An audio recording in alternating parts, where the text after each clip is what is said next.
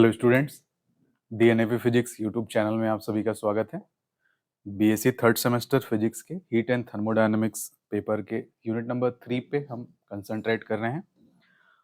पिछले क्लासेस तक आप लोगों ने मैक्सवेल के वेलोसिटी और स्पीड का जो प्रोबेबिलिटी लॉ डिराइव करके हमने लेके आया है, उसमें बहुत सारे रिजल्ट्स को डिस्कस कर लिया है। आपने उसके कंसेप्ट अपने बना लिए होंगे।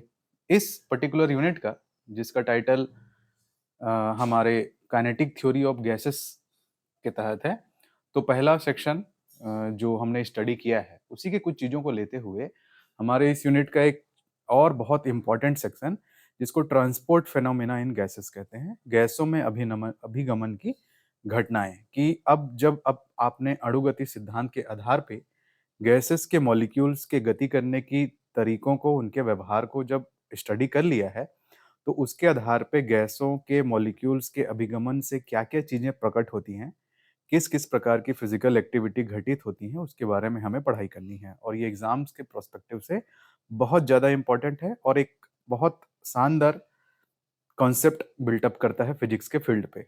तो अगर आपने इससे पहले वाले क्लासेस के कंसेप्ट को अच्छे से सीखा है, तो आप बहुत अच्छा यहाँ पे गैस के बिहेवियर के बारे में सीख पाएंगे।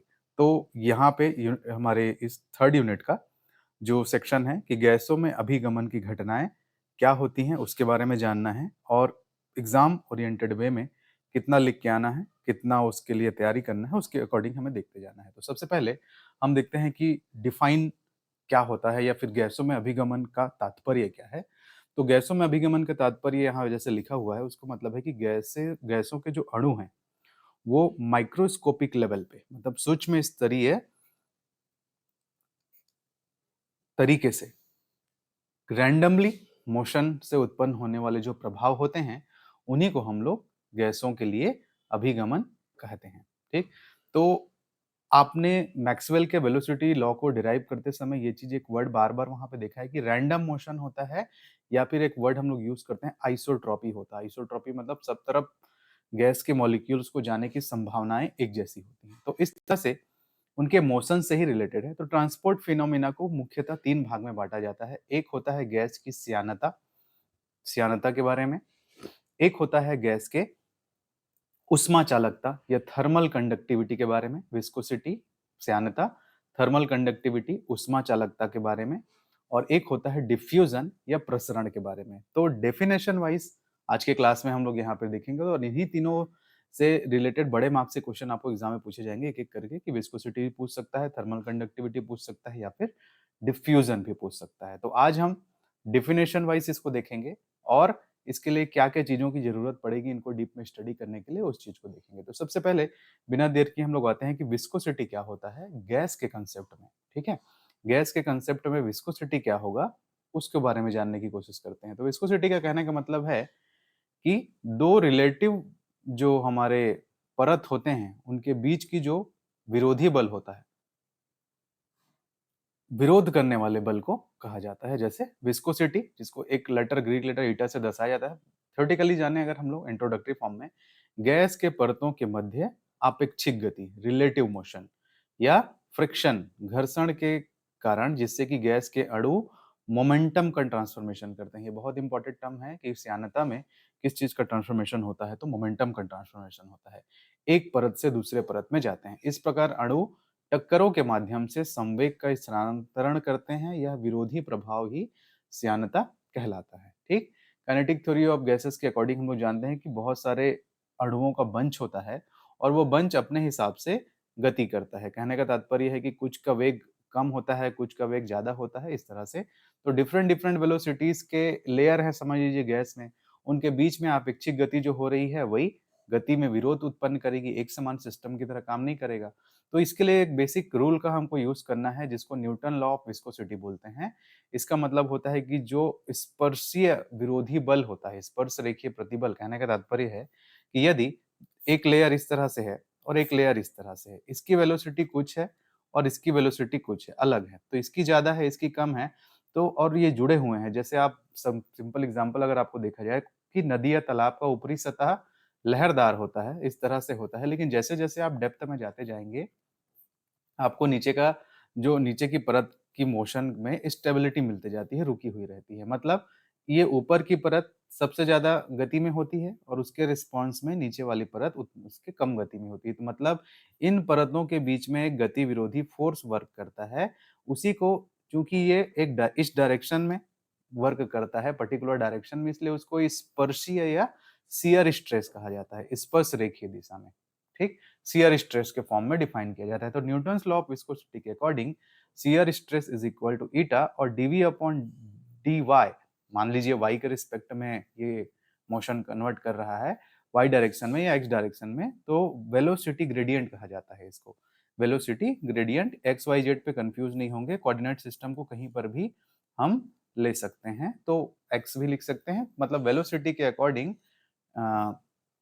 डीवी अपॉन डी एक्स, मतलब एक्स दिशा में वेग की प्रवणता, डीवी बटे डी वाई मतलब वाई दिशा में वेग की प्रवणता, इस तरह से चीजें। तो ये एक फॉर्मूले का यूज करेंगे जब हम लोग डिटेल में श्यानता को पढ़ेंगे, और इसकी सहायता से जब हम हल करके लेके आएंगे तो ये गैस की श्यानता का सूत्र निकल के आएगा, जो अणुगति सिद्धांत के आधार पर बड़े मार्क्स में आपको लिखना रहेगा। तो eta is equal to 1/3 rho lambda c bar. यहाँ पर रो है गैस का घनत्व, लैम्डा को कहा जाता है माध्य मुक्त पथ, उसके बारे में आज की क्लास में हम लोग सीखेंगे कि माध्य मुक्त क्या पथ क्या होता है। और सी बार तो आप जानते ही हैं कि गैसों के अणुओं का औसत वेग सी बार से जिसको डिनोट करते हैं, और कभी कभी इसको वी बार से भी डिनोट करते हैं। तो यहाँ पे इस न्यूमेरिकली फॉर्म में सी बार का यूज किया जाता है। तो ऐसा इंट्रोडक्टरी फॉर्म में क्यों देख रहे हैं, क्योंकि कभी कभी एग्जाम में बार बार ये क्वेश्चन पूछा गया है कि गैसों में अभिगमन से की घटनाओं से आप क्या समझते हैं, प्रत्येक की परिभाषा, प्रत्येक को परिभाषित कीजिए। तो परिभाषित कीजिए वाला क्वेश्चन अगर मान लीजिए 4 नंबर का है, तो आप गैसों में अभिगमन क्या होता है ये समझाएंगे, और थोड़ा सा बताएंगे श्यानता के बारे में, थोड़ा सा बताएंगे उसमें चालकता के बारे में, और थोड़ा सा बताएंगे डिफ्यूजन या विसरण के बारे में। तो वहां पे फिर डिटेल एक्सप्लेनेशन जैसा कुछ आपको करना नहीं रहेगा। तो उसके लिए सिर्फ परिभाषा लिखनी है और ये फॉर्मूले आप वहां पे पुट करें, ये वाले, ये मेन फॉर्मूला है, इसकी सहायता से ये हम डिराइव करेंगे, ये आगे चल के आपको क्लास में मिलेगा। ठीक। सिमिलरली सेकंड प्रॉपर्टी क्या है हमारे अभिगमन में, तो सेकंड प्रॉपर्टी होती है थर्मल कंडक्टिविटी। आप जानते हैं कि गैसेस के मॉलिक्यूल्स अपने आप में काइनेटिक एनर्जी होल्ड करके रखते हैं, और थर्मोडायनेमिक सिस्टम में हम लोग थर्मोडायनेमिक इक्विलिब्रियम का कंडीशन भी प्राप्त करते हैं। मतलब उष्मा अधिक वाले क्षेत्र से निम्न वाले क्षेत्र की ओर प्रवाहित होती है। तो उसको माइक्रोस्कोपिक लेवल से उसके पीछे कारण क्या है या उसको उसका रीजन क्या है, उस चीज को फाइंड करने के लिए गैसों के अणुगति सिद्धांत के आधार पर उसका प्रूफ निकाला जाता है। तो हम थर्मल कंडक्टिविटी कहने का मतलब है कि हीट कैसे गैस में ट्रांसफर हो रही है। तो जब गैस को का एक हिस्सा दूसरे हिस्से से ज्यादा गर्म होता है, तो अधिक गति वाले, मतलब जिसकी काइनेटिक एनर्जी ज्यादा है, वो वाले मॉलिक्यूल्स अपने काइनेटिक एनर्जी को ठंडे क्षेत्र में लेकर चले जाते हैं। अर्थात उष्मा का प्रवाह ठंडे क्षेत्र की ओर होता है, किस लिए, एक साम्य अवस्था प्राप्त करने के लिए। ठीक। तो बस ये 2-3 लाइन का डेफिनेशन है। इसके लिए हम लोग जो यूज करेंगे उसे कहते हैं फूरियर का नियम, जिसमें जो हीट होता है, जो हीट फ्लो आउट होता है उच्च उष्मा वाले क्षेत्र से निम्न उष्मा वाले क्षेत्र की ओर, उसको k dt अपॉन dx से डिफाइन किया जाता है। नेगेटिव ये चीज है कि इक्विवेलेंसी होती है, ज्यादा से कम की ओर आता है।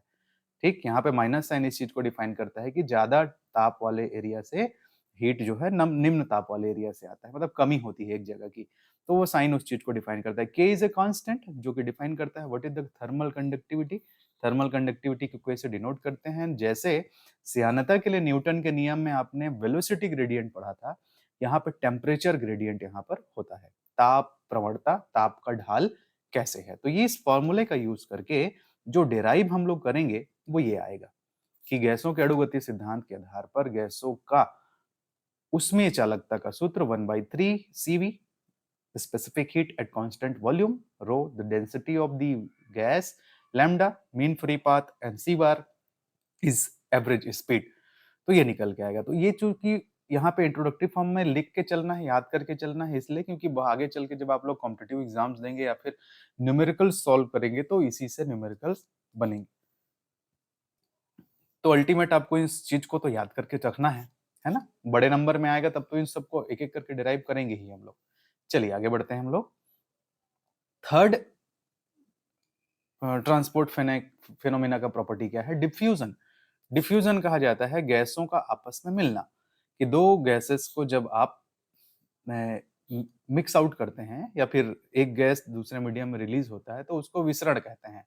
इसका तात्पर्य है कि हाई डेंसिटी वाले एरिया से गैस के मॉलिक्यूल्स लो डेंसिटी वाले एरिया की ओर जाते हैं। जैसे एग्जांपल के लिए परफ्यूम है, यहाँ पे अगर आप रूम में रूम फ्रेशनर या परफ्यूम वगैरह स्प्रे करते हैं तो उसकी खुशबू जो है चारों ओर फैलने लगती है, या धूप बत्ती जलाते हैं तो उसकी खुशबू जो है वातावरण में चारों तरफ फैलती है। फैलने का मतलब है कि जहां से रिलीज हुआ है अनदर गैस के मॉलिक्यूल्स, वो लोअर डेंसिटी वाले एरिया की ओर विसरित होने लगते हैं या डिफ्यूज होने लगते हैं। तो यदि दो अलग अलग प्रकार की गैसें आपस में मिलाई जाती हैं तो गैस के अणु अपनी गति, जो कि गति कैसी होती है गैसों के अणुओं की जी, रैंडम मोशन होता है, के कारण धीरे धीरे एक समान रूप से वितरित होते हैं। मतलब यहाँ पर भी साम्यावस्था आती है, एक इक्विवेलेंसी डिस्ट्रीब्यूशन होता है। तो इसका सबसे अच्छा एग्जांपल परफ्यूम है।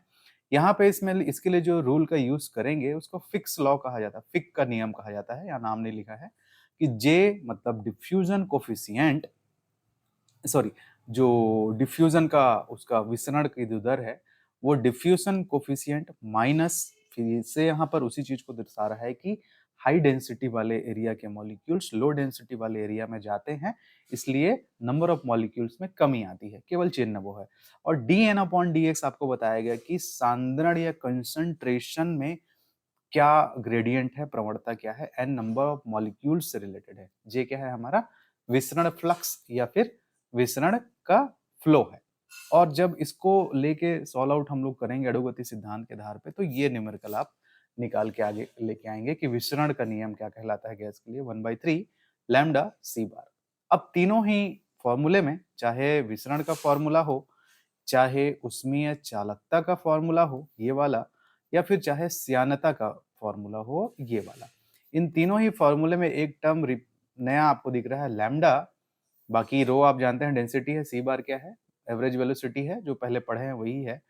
और यहाँ पर भी सीवी आप जानते हैं, specific heat at constant volume होता है, यहाँ पर भी लैम्डा आया हुआ है। और इस मेन फॉर्मूले में भी लैम्डा आया हुआ है, जिसे कहा जाता है माध्य मुक्त पथ। ये सिलेबस में एग्जैक्टली लिखा भी हुआ है कि मीन फ्री पाथ क्या होता है गैस के मॉलिक्यूल्स के लिए। तो आप इसके कंसेप्ट को जाने बिना श्यानता, ऊष्मीय चालकता या फिर विसरण को नहीं अंडरस्टैंड कर सकते। तो अब हम देखेंगे कि ये माध्य मुक्त का पथ का क्या कंसेप्ट है, मीन फ्री पाथ का क्या कंसेप्ट है गैस से रिलेटेड। ठीक, तो चलिए ये इंट्रोडक्टरी पार्ट हुआ तीनों ही घटनाओं का। अब उसके लिए जो जरूरत की चीज है हमारा माध्य मुक्त पथ, उस पे आते हैं हम लोग कि वो क्या चीज है, क्या कहलाता है। तो ये मॉलिक्यूलर कॉलिजन, ये स्पष्ट रूप से आपके सिलेबस में लिखा है स्टूडेंट, आप सिलेबस बार बार देखिए, आप जहां स्टडी करते हैं वहां पे चिपका के रखिए उसको, ताकि वर्ड टू वर्ड जो सिलेबस में है उसी पे रहें, आप भटकाव से बचें। तो आणविक संघट्ट क्या होता है और उसके बेस पे माध्य मुक्त पथ क्या होता है, जिसे लैम्डा से डिनोट करते हैं, उसके बारे में स्टडी करते हैं। मैंने इस यूनिट के स्टार्ट करते समय ही आपसे कहा था कि जितना अच्छा आपका विजुअलाइजेशन होगा, मतलब आप अपने माइंड में जो चीजें कही जा रही हैं उसको अगर आप विजुअलाइज कर सकते हैं तो ये यूनिट आपके लिए बहुत इजी है। और अगर आप सिर्फ इसको कॉपी पेज पेन में लिख लिख के याद करने या फिर पढ़ने रटने पे लगे हुए हैं तो बहुत टफ पड़ने वाला है। तो कुछ चीजें गैस के सिस्टम के अकॉर्डिंग प्रोबेबिलिटी पे डिपेंड करती है, प्रोबेबिलिस्टिक हम लोगों ने कुछ चीजें निकाल के लेके आए हैं। और विजुअलाइजेशन आपका जितना बेहतर रहेगा आप चीजों को फिजिक्स के वे में बहुत अच्छे से अंडरस्टैंड कर पाएंगे। तो कुछ परिकल्पनाओं के आधार पे क्या होता है मॉलिक्यूलर कोलिजन, उसके अकॉर्डिंग आप जानिए। गैस के अणु हम जानते हैं लगातार रैंडमली मोशन करते रहते हैं, ये आपको पता है। फिर गैस के अणु आपस में प्रत्यास्थ टक्कर करते हैं, इलास्टिक कोलिजन करते हैं। इलास्टिक कोलिजन वह कोलिजन होता है जिसमें एनर्जी कंजर्व रहती है, एनर्जी जो है संरक्षित रहती है, एनर्जी का लॉस नहीं होता है। एनर्जी ट्रांसफॉर्मेशन के अकॉर्डिंग वो चीज कंजर्व्ड रहती है। दो प्रकार के संघट्ट आप पढ़ते हैं 11th क्लास में, इलास्टिक एंड इनइलास्टिक कोलिजन। तो इनकी जो कोलिजन होती है इलास्टिक होती है, एनर्जी कंजर्व रहती है। कोलिजन के परिणाम स्वरूप जो मोमेंटम होता है वो एनर्जी को लेके चलता है और दिशा, डायरेक्शन हमेशा बदलते रहता है, क्योंकि मोशन करते हुए गैस के मॉलिक्यूल का मोमेंटम m इंटू वी, और चूंकि यहाँ पे m मास है और c बार औसत वेलोसिटी से लेके चलते हैं हम लोग यहाँ पर, जो कि मैक्सवेल बोल्ट्जमैन प्रोबेबिलिटी लॉ के अकॉर्डिंग उसकी एवरेज वेलोसिटी निकाल के चलते हैं, जिसका मान अभी आपको याद होना चाहिए कि c is equal to 8 kBt/πm होता है। ये भी याद रहना चाहिए आपको, ये कई बार आया हो, है ना। तो इसका वैल्यू तो ये होता है। तो मोमेंटम का ट्रांसफॉर्मेशन होते रहता है भाई। इन टक्करों के कारण ही अभिगमन की घटनाएं होती हैं, जो कि कौन कौन सी हैं? विस्कोसिटी है, कंडक्शन है और डिफ्यूजन है। अब हमें समझना है, आप अब आपके माइंड में ये टक्कर कैसे हो रहा है, क्या हो रहा है। एक मैंने सबसे पहले क्लास में एक आपको विजुअल भी दिखाया था कि गैस के मॉलिक्यूल्स कैसे अलग अलग टेम्परेचर पे मूव होते हैं। वो चीज आपको विजुअलाइजेशन में आना चाहिए। तो फिर मीन फ्री पाथ किसको कहेंगे? मीन फ्री पाथ क्या कहलाएगा? फ्री पाथ कहने का मतलब है, देखिए गैस के मॉलिक्यूल्स लगातार टकरा रहे हैं, तो दो क्रमागत टक्करों के बीच का जो खाली स्थान होगा, कहने का मतलब है कि बहुत सारे मॉलिक्यूल्स हैं यहाँ पर, ठीक कुछ इस तरह का सेटअप है मान लीजिए, और ये गैस का मॉलिक्यूल्स अपने काइनेटिक एनर्जी के अकॉर्डिंग अगर इससे टकराता है, इससे टकराने के बाद वो अगले मॉलिक्यूल से टकराएगा, उसकी प्रोबेबिलिटी अलग चेंज होगी। तो एक क्रमागत टक्करों के मध्य में जो खाली स्थान यहीं पे मिलेगा उसको। अदरवाइज सारे मॉलिक्यूल्स मोशन में हैं तो आपस में टक्करों की संभावना कई गुना, कई डिस्ट्रीब्यूशन फंक्शन के अकॉर्डिंग होगी। तो समझते हैं पहले क्या लिखा है। एक गैस का अणु औसतन दो लगातार टक्कर जब करता है, सक्सेसिव कोलिजन, दो बार के बीच जितना दूरी वो तय करता है, के बीच जितना दूरी तय करता है उसे माध्य मुक्त पथ लैम्डा कहा जाता है। याद रखना, यहाँ पर दो लगातार टक्करों की बात कही गई है। मान लीजिए मैं आपसे कहूं कि यहाँ पर एक मॉलिक्यूल्स है और ये वाला मॉलिक्यूल जाके इससे टक्कर करता है, तो ये स्टेबल नहीं है, ये भी गैस का मॉलिक्यूल्स है, तो ये भी तो मोशन में है भाई, और ये भी मोशन में है, मतलब इधर से भी एक रिलेटिव वेलोसिटी चला होगा और वो भी टक्कर हुआ होगा। तो इसलिए दो का कंसेप्ट आया है कि लगातार दो टक्कर। इसका मतलब ये नहीं है कि वो दो लगातार जाके दो मॉलिक्यूल से टक्कर करता है। खाली जगह कौन सा है जिसके बीच में गैस का मॉलिक्यूल्स किसी दूरी को तय करता है, ठीक लिखने के लिए वैसा लिखते हैं। तो उसे ही, अगर एक गैस का अणु औसतन दो लगातार टक्कर करने में जितनी दूरी तय करता है, उसे ही हम उसका माध्य मुक्त पथ कहते हैं।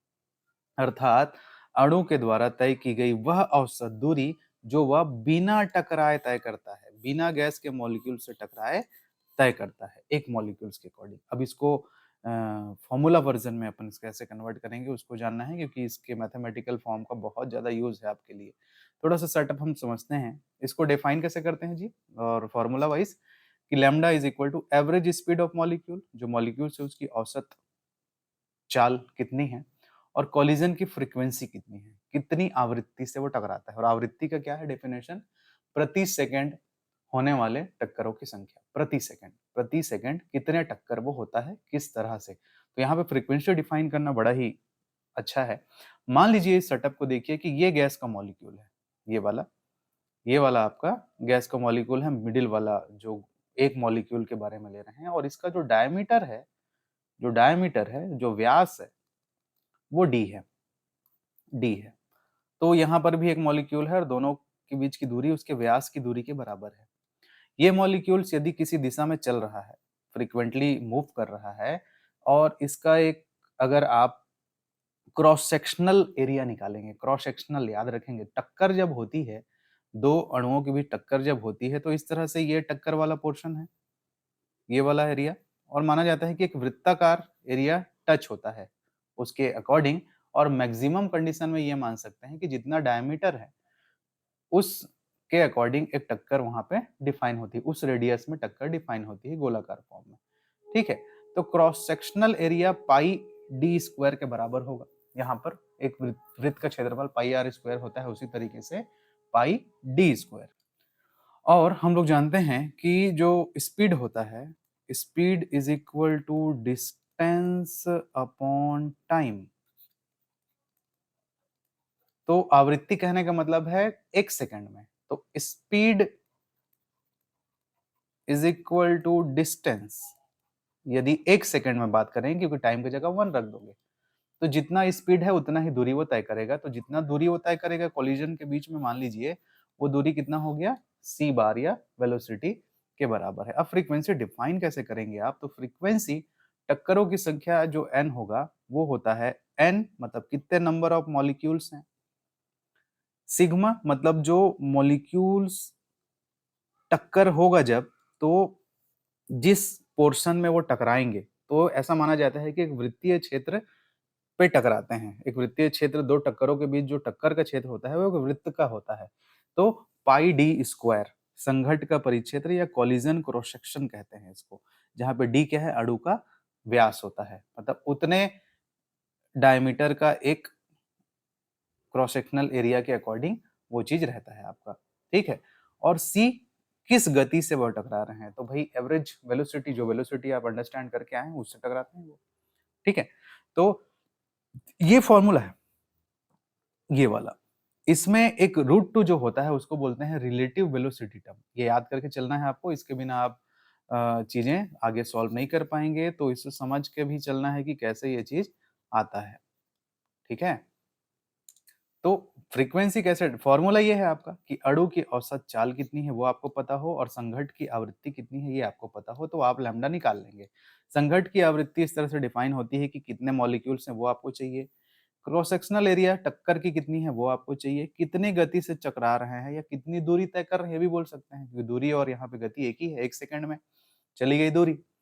और रूट टू क्या होता है, औसत वेग फैक्टर कहलाता है, एवरेज रिलेटिव वेलोसिटी फैक्टर कहलाता है। क्योंकि यहाँ पर गैस के मॉलिक्यूल्स जो है दो डायरेक्शन में मूव हो सकते हैं, ऐसा आप बोल सकते हो, या फिर रिलेटिव वेलोसिटी कहने का मतलब है कि गैस के मॉलिक्यूल यदि रिलेटिव कब कहलाओगे, यदि गैस का मॉलिक्यूल एक इधर चल रहा है और एक मॉलिक्यूल इधर चल रहा है, तो इनका जो रिलेटिव वेलोसिटी होता है सी रिलेटिव, उसको हम लोग निकालते हैं। मान लीजिए ये v1 है, ये v2 है, तो v2 माइनस v1 का होल स्क्वायर का अंडर रूट इस तरीके से निकाला जाता है।